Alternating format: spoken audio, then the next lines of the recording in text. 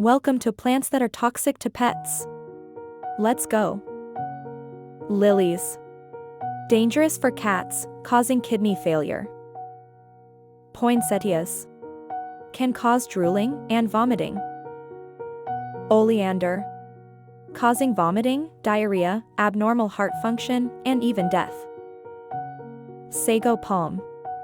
Severe liver damage, vomiting, diarrhea, seizures, and even death.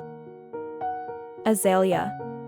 Can cause drooling, vomiting, diarrhea, and heart arrhythmias. Tulips and daffodils. Can cause vomiting, diarrhea, and even convulsions. Rhododendron. Can lead to drooling, vomiting, diarrhea, weakness, and heart issues in pets. Philodendron. Causes oral irritation, drooling, and vomiting.